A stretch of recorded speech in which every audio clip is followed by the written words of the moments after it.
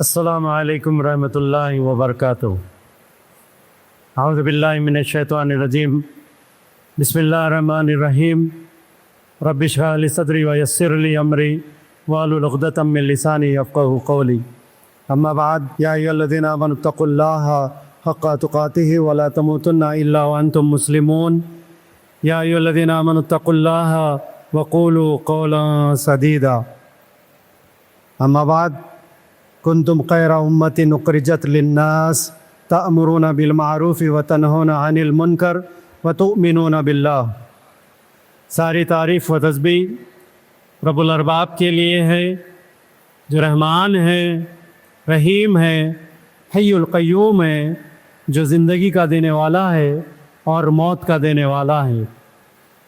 انگنت درود ہمارے نبی محمد مصطفیٰ صلی اللہ علیہ وسلم پر، اللہم صلی علی محمد وعلی آل محمد کما صلیت علی ابراہیم وعلی آل ابراہیم انک حمید مجید۔ اللہم بارک علی محمد وعلی آل محمد کما بارکت علی ابراہیم وعلی آل ابراہیم انک حمید مجید۔ سب سے پہلے میں اللہ تعالیٰ کا شکر ادا کرتا ہوں، اللہ تعالیٰ نے آپ لوگوں کے بیچ یہاں پر بات کرنے کا موقع دیا ہے، اور میں مبارکباد دینا چاہوں گا ہماری جمعیت اہل حدیث کی سکندرآباد اور حیدرآباد کی جمعیت کو، خاص طور پہ خرم جامعی صاحب کو، جنہوں نے اس پروگرام کو منعقد کیا، اس جلسے کو منعقد کیا ہے۔ اور تمام لوگوں کو معلوم ہے کہ اس جلسے کے صدر ہمارے معزز عبدالہادی عمری مدنی رحم اللہ ہیں۔ میں ان کی اجازت سے شروع کرنا چاہوں گا کہ نوجوانوں میں جو آج کل برائیاں جو پائی جا رہی ہے، تمام لوگوں کو معلوم ہے کہ کس طریقے سے نوجوان ایک دم دین سے ہٹ کے دنیا میں لگا ہوا ہے، اور آج کل تو زیادہ سے زیادہ یہ سننے میں آ رہا ہے کہ ہمارے نوجوان فلموں کی کاپی کر رہے ہیں، اور جو قتل غارت گری ہم دیکھ رہے ہیں، کس طریقے سے کئی قتل ہم سالوں میں قتل سنتے تھے، لیکن ہم دیکھ رہے ہیں کہ مہینے میں 2 قتل 4 قتل دیکھنے میں آ رہے ہیں۔ یہ نوجوانوں میں یہ برائی جو پائی جا رہی ہے، دین سے دوری کی وجہ سے ہے، جبکہ کیا کہا گیا، تم ایک بہترین امت ہو جو لوگوں کے لیے پیدا کی گئی ہے، کیا ہے، نیک باتوں کی دعوت دینے کے لیے، نیک باتوں کا حکم دینے کے لیے لوگوں کے لیے پیدا کی گئی ہو، اور بری باتوں سے روکنے کے لیے پیدا کی گئی ہے۔ لیکن یہ میسیج ہم دینے کے بجائے، ہمارا جو آج میسیج ہے، نوجوان اس طریقے سے میسیج دے رہے ہیں کہ برے کاموں میں زیادہ ملوث ہو رہے ہیں۔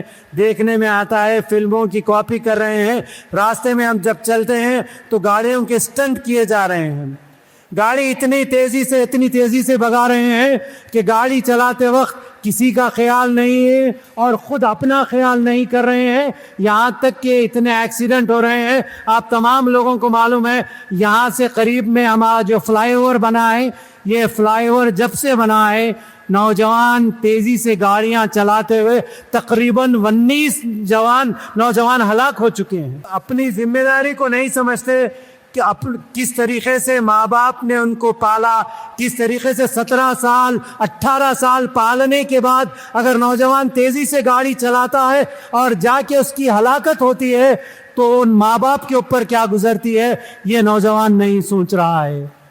میں کہنا چاہوں گا ان نوجوانوں سے، یہ گاڑیوں کا یہ جو مشغلہ ہے، یہ پکچروں کی فلموں کی کاپی کرتے ہوئے یہ جو کام کر رہے ہیں، اس سے دور رہنے کی ضرورت ہے۔ تم کو ایک بہترین امت کہا گیا، اور نوجوان اس کی الگ مثال ہمارے کیا ہے، ہندوستانی ہم وطن بھائیوں کو دوسری مثال ہم پیش کر رہے ہیں۔ روڈ پہ نکل رہے ہیں، چیختے ہیں، چلاتے ہیں، کہیں تیرتے ہیں۔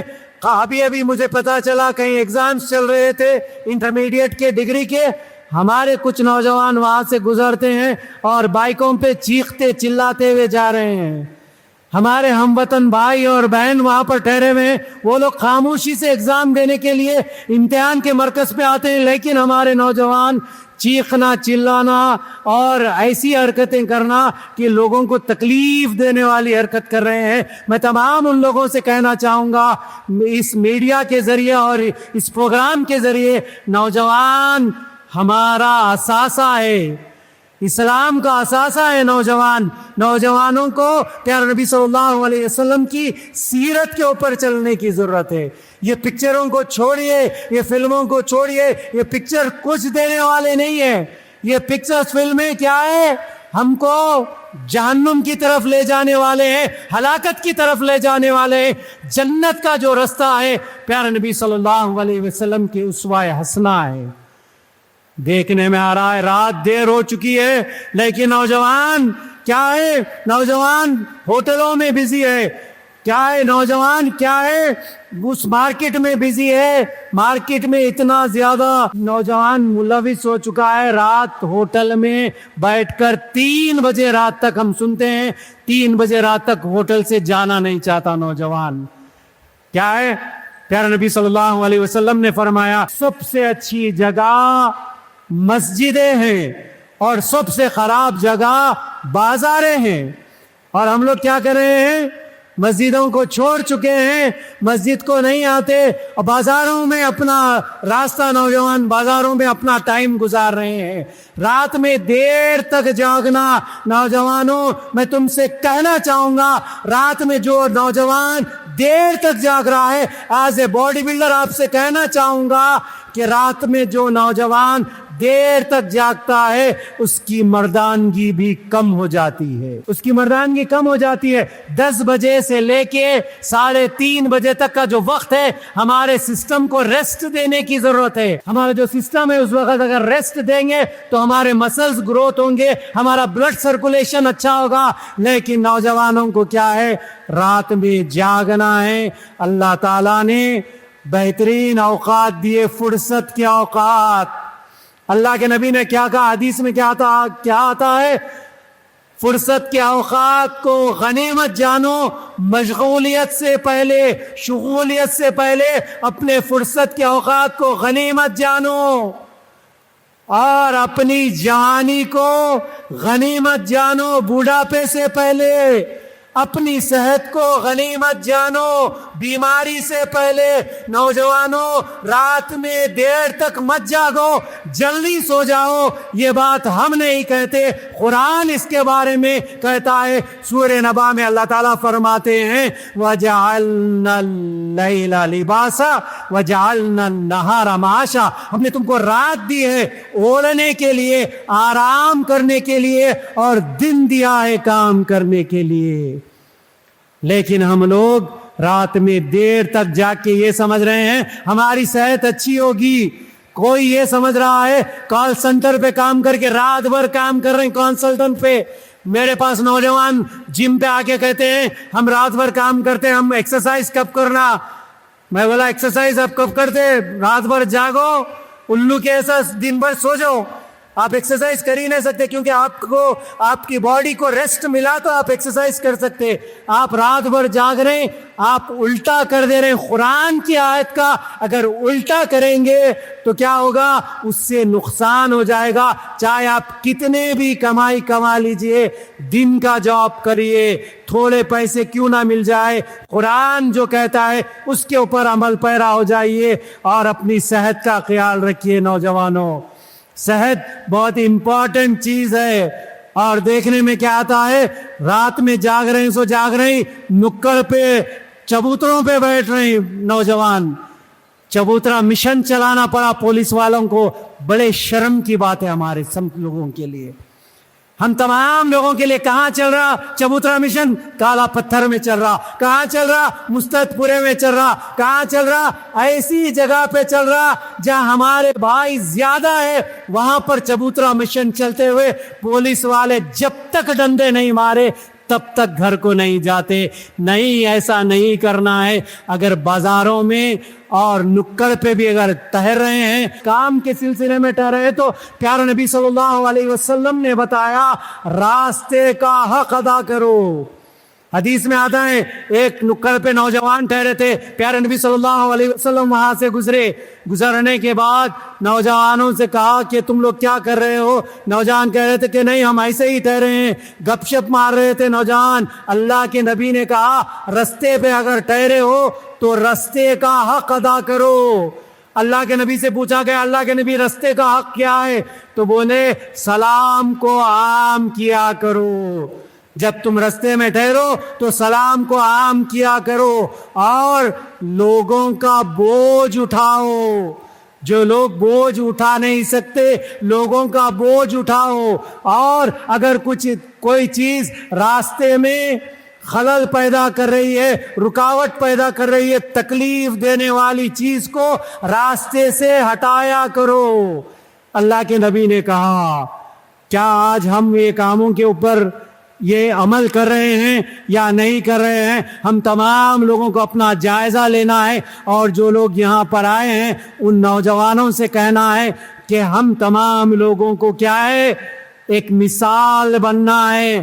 مسلمان ایک مثال بننے کی ضرورت ہے، لیکن مسلمان کیا ہے، غلط مثال پیدا کر رہا ہے۔ تو میں تمام ان لوگوں سے کہوں گا کہ تقوی اختیار کریں، اور پیارے نبی صلی اللہ علیہ وسلم نے ہم کو جو بات بتائی اس کے اوپر عمل پیرا ہو جائے۔ کیوں؟ نوجوانوں، اگر نوجوان اللہ کی عبادت کریں گے، حدیث میں 7 چیزوں کے اوپر اگر ہم عمل کریں گے تو حدیث میں آتا ہے اللہ تعالیٰ ان کو عرش کا سایہ نصیب کرے گا۔ کیا ہے وہ 7 چیزوں میں؟ میں آپ لوگوں سے کہنا چاہوں گا وہ نوجوان جس کی جوانی اللہ کی عبادت میں گزرے، اللہ تعالیٰ قیامت کے دن اس کو اپنے عرش کے سائے میں رکھیں گے۔ پورے 7 چیزیں آپ لوگوں کو بتانا چاہتا ہوں۔ پہلا، وہ انصاف پسند بادشاہ جو انصاف کرتا ہو، اللہ تعالیٰ قیامت کے دن اس کو اپنے عرش کے سائے میں رکھیں گے۔ دوسرا، وہ نوجوان جس کی جوانی اللہ کی عبادت میں گزرے، اللہ تعالیٰ قیامت کے دن اس کو اپنے عرش کے سائے میں رکھیں گے۔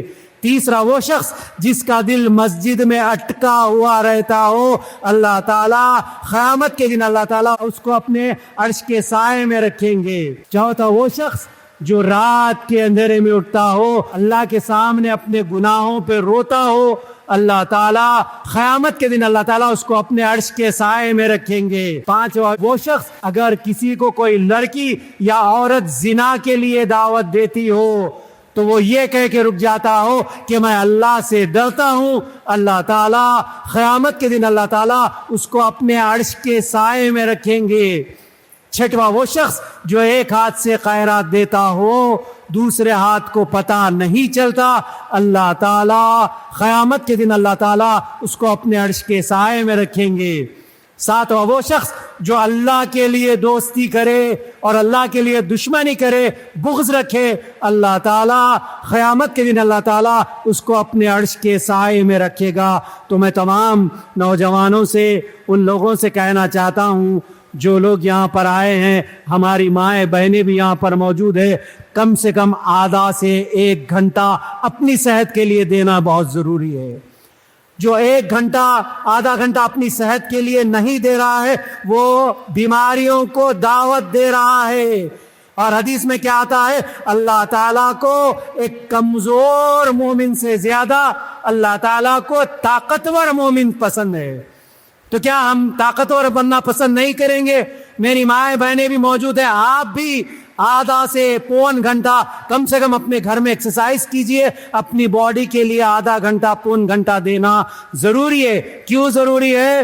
ہم سننے میں آتا ہے پیارے نبی صلی اللہ علیہ وسلم کے بارے میں کہ ہم کتنے طاقتور اور بہادر نبی کے امتی ہے۔ دوستو، کانا نے کیا کیا؟ اللہ کے نبی کو چیلنج کیا، تم اللہ کے نبی ہے تو مجھ کو لڑ کے بتاؤ۔ پیارے نبی صلی اللہ علیہ وسلم قریب بڑھے اور رکانہ سے کشتی لڑانا شروع کر دیے۔ ایک ہی پچھاڑ میں پیارے نبی صلی اللہ علیہ وسلم نے رکانہ پہلوان کو نیچے گرا دیا۔ میں تمام لوگوں سے کہنا چاہوں گا اللہ کے نبی کی جو معاف کرنے کی سیرت ہے ہم تمام لوگوں کے دلوں میں اترنی چاہیے، اور جو لوگ اب تک جو کر چکے ہیں. سورہ فرقان کی 70ویں آیت اگر دل میں اتر گئی، جتنے گناہ ہو گئے، جتنے نمازیں چھوٹی، جتنے کام گندے کیے کر لیے، لیکن آج یہاں پر بیٹھ کے ایک فیصلہ کریے، یہ آج دل میں اتر گئی تو تمام لوگ اللہ سے توبہ بھی کریں گے اور انشاءاللہ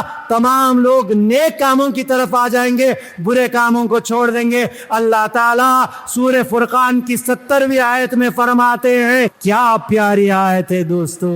اللہ تعالیٰ سورہ فرقان میں فرماتے ہیں اگر کوئی ایمان لے کے آتا ہے، اگر کوئی اللہ کے سامنے توبہ کرتا ہے، ماتابہ، اگر کوئی اللہ کے سامنے توبہ کرتا ہے، ایمان لے کے آتا ہے اور نیک و صالح عمل کرتا ہے، تو اللہ تعالیٰ کہہ رہے ہیں فَأُولَئِكَ يُبَدِّلُ اللَّهُ سَيِّئَاتِهِمْ حَسَنَاتٍ، میں اس کے سارے گناہوں کو نیکیوں میں تبدیل کر دوں گا. بول رہے ہیں سبحان اللہ.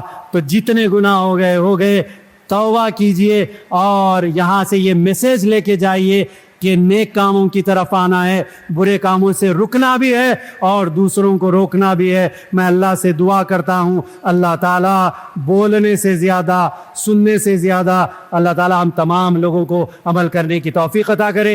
اے اللہ جب تک زندہ رکھ، اسلام پہ زندہ رکھ، جب خاتمہ ہو کلمے کی اوپر ہمارا خاتمہ ہو، پیارے نبی صلی اللہ علیہ وسلم کی رفاقت نصیب فرما.